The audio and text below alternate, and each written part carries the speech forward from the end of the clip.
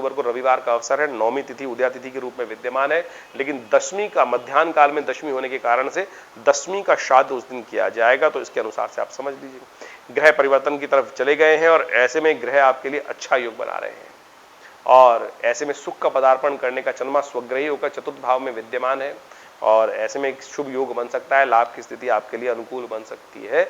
आगे आपको ध्यान रखना है, केवल एक छोटा सा उपाय करके आप बहुत बढ़िया तरीके से लाभ ले सकते हैं। आटे का दान करना इस शुभ तिथि में आपके लिए बहुत अच्छा है।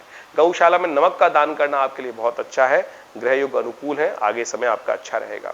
9 तारीख की यदि हम बात करें तो उस दिन विशेष तौर पर सोमवार का अवसर, दशमी तिथि विद्यमान है, लेकिन एकादशी का श्राद्ध मध्याह्न काल में किया जाएगा और यह तिथि बहुत सुंदर तिथि बन रही है। वैसे जो एकादशी है वो अगले दिन रहेगी और आश्विन मास में एकादशी जो होती है इसको इंद्रा एकादशी बोला जाता है। इंद्रा एकादशी अपने पितरों के निमित्त तर्पण इत्यादि करने के लिए, उनको कैसे भूले बिसरे जो पितर हैं उन सबकी भी पितृ से निवृत्ति करने के सुंदर योग बन सकते हैं आपकी राशि के अनुसार से। ग्रह योग आपके लिए परिवर्तन का योग बना रहे हैं, धन लाभ की स्थिति बना रहे हैं, नए विचारों का उदय करने का योग बना रहे हैं, नए रास्ते आपके लिए खुल सकते हैं और आपके लिए सुंदर रहेगा। लेकिन नए कार्य करने के लिए आधा दिन प्रशस्त नहीं है, क्योंकि भद्रा विद्यमान रहेगी करीब करीब 12:36 तक। उसके बाद जो कोई भद्रा समाप्त होने के बाद नए कार्य की तरफ जा सकते हैं, ऐसा योग बन रहा है। 10 तारीख के दिन एकादशी तिथि है, उदय तिथि के तौर पे मंगलवार का अवसर है और इंद्रा एकादशी के रूप में इस तिथि को माना जाता है।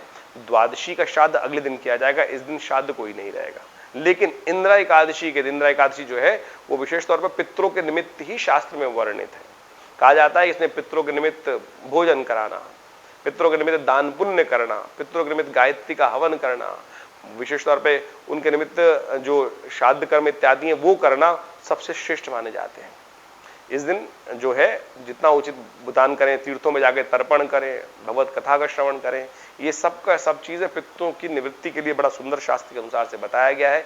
तो इन सब तिथियों को समझते हुए कार्य करेंगे तो बहुत सुंदर रहेगा। हमारा आश्रम दिल्ली में विवेकानंद योगाश्रम है। दिल्ली में बहुत बड़ा संस्थान है, पिछले करीब करीब 70 सालों से कार्य कर रहा है। 1960 के दशक से ये आश्रम बना हुआ है। हमारे पिता आचार्य श्री केशव देव जी महाराज के सानिध्य में ये आश्रम स्टैब्लिश हुआ और यहाँ बहुत सारे समाज की सेवा के कार्य किए जाते हैं, बहुत सारे सेवा भाव रखे जाते हैं।